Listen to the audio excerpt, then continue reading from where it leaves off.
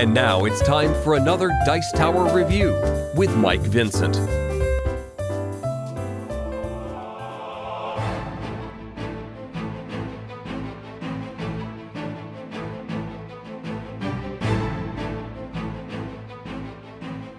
Okay, so here's the first new location card to deal with in Journey Along the Anduin, and I would say this card, almost more than any other, was one of the most frustrating and problematic to deal with. So the Gladden Marshlands have a threat of 10, very scary, and also need 10 quest points to quest through it. It's a marshland and reads action, deal 1 damage to a hero you control to reduce Gladden Marshland's threat by 1 until the end of the phase. Any player may trigger this effect. Also has a shadow effect. Each enemy engaged with the defending player gets +1 attack until the end of the phase, +2 attack instead if this attack is undefended. So obviously this is nasty. If it's in the staging area, it's going to pump the threat up by 10, which is going to make it very hard to quest and make progress. This can really slow you down and potentially end your any chance of success you're going to have. And even when this is the active location, you then have 10 quest points to get through. So let's look at some cards that can help mitigate these pretty devastating effects. Okay, so you're going to notice a recurring theme of tactics and lore having a lot of cards that come in handy for this quest. So when you're deck building at the beginning, I would highly recommend looking at lore and tactics as 2 spheres to certainly consider for this quest. So your first option for this is you want to avoid that 10 threat in the staging area. That's the first thing you're really going to want to deal with. And so here's 3 cards that you can use to deal with that. The first is Secret Paths. Quest action, choose a location in the staging area until the end of the phase. That location does not contribute its threat. So that's a way for you to reduce the threat of 10, and then hopefully you can travel there. And so you'll be able to avoid that 10 threat really choking up the staging area. Second card you can use is Strider's Path. This is also an event that reads response. After a location is revealed from the encounter deck, immediately travel to that location without resolving its travel effects. If another location is currently active, return it to the staging area.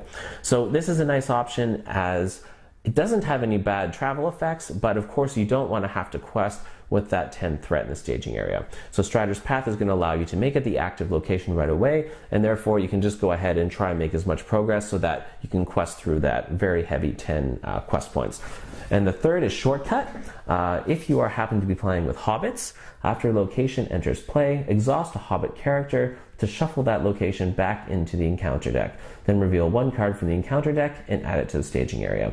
So this is a way just to avoid the card altogether, or at least postpone it if you're not in a position to deal with the Gladden Marshlands. So if you're playing a Hobbit deck, or if you bring along Frodo Baggins, who we're going to talk about in a second, then this is certainly a possibility to get rid of that location. And if you have a lot of tactics or you're more combat oriented, then perhaps you'll end up with an enemy or a treachery, or at least a different location that's not so brutal. So here's 3 lore cards I would recommend bringing along to deal with the Gladden Marshlands.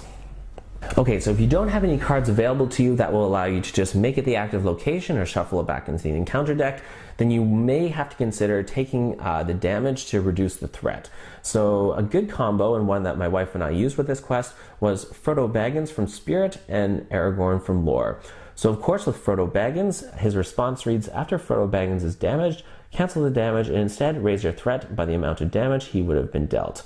So what you can do is deal potentially 10 damage to Frodo Baggins, which would lower the threat of Gladden Fields to 0, and this would allow Frodo Baggins to then convert that into threat, and his threat would go up. This is better than you and your partner's threat increasing at the end of the round if you don't quest successfully.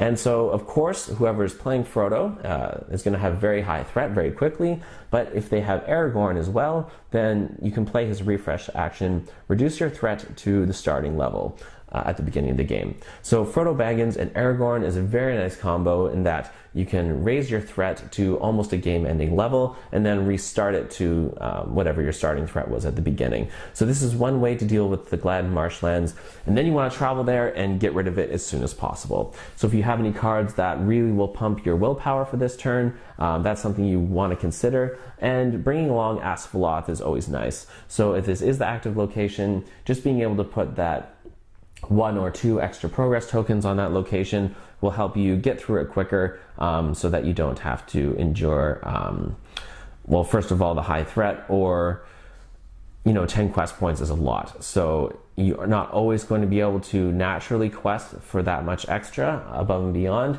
And so being able to put some direct progress on it with something like Asphalot is going to be very handy. So there's no way around it. The Gladden Marshlands is a pain in the butt. When you get rid of the threat, you still have 10 quest points to get through. And so I would highly recommend considering these 6 cards to help you deal with the Gladden Marshlands. Okay, the second location is a flooded ford. Thankfully not as bad, I don't think, as the last location. And so this has 3 threat when it's in the staging area and requires 6 quest points to explore. It's a riverland and reads, each card revealed by the encounter deck gains doomed X. X is the number of progress tokens on this card. Also has a shadow effect. If this attack is undefended, put a flooded ford into the staging area with 1 progress token on it. Okay, so this one is all about strategically deciding when to go through and how to deal with a flooded ford. This is not one of those locations that you slowly want to pick away at. You don't want to play Asphalot and put 1 or 2 progress on it each turn and deal with this over 3 turns, because that is going to make your threat go through the roof very quickly. This is a location that you want to decide, we're going to get rid of it this turn, and dedicate everything you can to getting rid of this in 1 turn. So when you might want to travel there, quest extra hard so you can put enough progress tokens on it, and if you don't quite get enough, if you maybe get 3 or 4, then you want to use your Asphalot's to put those final progress tokens on it and get rid of it. Or if you have a Lorien Guide and this is the active location, you can use it to get rid of it that way, or perhaps the Northern Tracker. Any sort of way to put direct exploration tokens on it or get rid of it, but you just want to make sure that you do it all in the same turn. So do not pick away at this one over multiple rounds. Get through it in 1 turn and you should be okay, because it's not so bad otherwise. So there you have a flooded ford. Okay, so moving right along to our treachery cards, we have 3 new ones. This is not one you can really do much strategically. It's just something you're going to have to deal with, and we'll look at this one. So Pursuit on the Shore reads, when revealed, search the victory display and encounter discard pile for the enemy with the most hit points. This is probably going to be a Hail Troll. Return that enemy to the staging area. If no enemy is returned by this effect, Pursuit on the Shore gains Surge. And in parentheses, this is very important, cannot be cancelled. So if you're hoping to cancel when revealed, you cannot do that in this case. This is a card you're just going to have to live with. Be prepared. It's a pain in the butt. If you've already put in the work to kill a Hill Troll, there's really no way around it. This is going to bring it back. So I highly recommend, for this quest in general, you want to bring along a lot of combat. This is probably going to be in the form of tactics. You want very high defense, you want lots of attack potential, and my wife and I found it very handy as well to have opportunities to do direct damage. So you're going to have to fight a Hill Troll multiple times in this quest. It's something you need to prepare for. Having high defenders, Baragon is a good choice, and having some attackers or anything that can reduce defense. So we had Legolas. Having Gimli is not a bad choice, but you want to be able to block lots of damage and deal lots of damage as well. So this one can't be cancelled. It's just something you're going to have to do. Pursuit on the Shore. Okay, so our second treachery card here is called Smoking Blood. Reads, when revealed, remove all damage from all enemies. Then each player raises his threat by the amount of damage just removed from his engaged enemies. If no damage is removed by this effect, Smoking Blood gains Surge.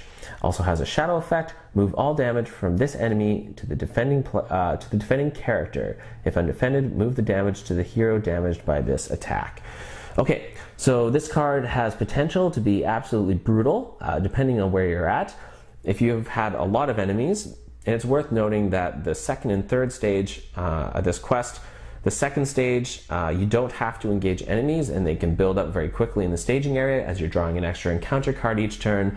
You can optionally engage 1 enemy each turn, and then the final round, you have no more staging phase, but all the enemies come and attack, and the way you win is by killing them. So if there's lots of enemies and you're picking away and doing damage to a bunch of them, well, this card could be your worst nightmare, as it's going to remove all of the damage that you've done, and it's going to translate that into increased threat. And so depending on where you're at, a card like a Test of Will could be an absolute lifesaver. Canceling when revealed, which is a possibility for this one, is certainly worth considering, but it depends. If only 1 or 2 enemies are in play, maybe you've done 1 or 2 damage, then this one's not going to be that bad. But if there's lots of enemies, you're working really hard to kill them, you've got lots of damage on multiple enemies, then it's going to be devastating. So just bring a test of will, always good for treachery cards, and just assess the staging area and the amount of damage on enemies, and just make a decision at the time. So Smoking Blood, certainly a card that can be dealt with, but at the wrong time, this card can be pretty devastating. And here we have our final treachery card and last nightmare card, Troll Attack. I'm sure you noticed that Trolls is the theme for Journey Along the Anduin. So this reads, when revealed, all engaged troll enemies attack. If no troll enemies are engaged, Troll Attack gains Surge. Also has a shadow effect. If attacking enemy is a troll, resolve this attack against each player. Attack is undefended against each player and not engaged with this enemy. So again, this card is potentially annoying. Kind of depends on your strategy. But for us, we had anticipated fighting trolls, had lots of combat. So of course, you can use a test of will on this to cancel it if you need to. But you're probably going to have prepared to fight troll enemies. You're going to have to deal with them at some point. And so usually this card isn't going to be too bad. But of course, depending on the situation, it could be. So I don't think Troll Attack is too nasty of a card. I would recommend playing Spirit for the ability to cancel shadow effects, the ability to cancel when revealed, and the ability to bounce guys back to the staging area as opposed to being engaged with them. And so I think Tactics, Lore, and Spirit are the 3 you're going to want to bring along. But Troll Attack I don't think is too bad. Okay, so that concludes our look at the Nightmare deck, Journey Along the Anduin. Hopefully you found some useful tips, and hopefully some of those cards will work out well for you in this quest. The last thing I want to note is that the second stage of this quest really allows enemies to build up in the staging area, as you don't have to engage them. And so this is an opportunity, if you're deck building, to potentially bring along a bunch of cards that can be used to attack the staging area. Done here is something you might want to think about. Hands Upon the Bow is very handy. Faramir is a possibility as a hero you could bring along. So there's lots of opportunities here to attack enemies in the staging area, and it's maybe something to consider when you're deck building. Either way, I had a really fun time with this quest. I think it was challenging, but certainly doable. And again, I would recommend Lore, Tactics, and Spirit as your spheres to consider for this one. So next time we're going to finish Season 1 with a look at Escape from Dol Guldur. This quest is hard enough in its regular iteration in the core set, let alone the Nightmare version, and so you can all look forward to taking a look at the Nightmare version of Escape from Dol Guldur. Okay, have a great week. Thank you for watching, and we will see you soon.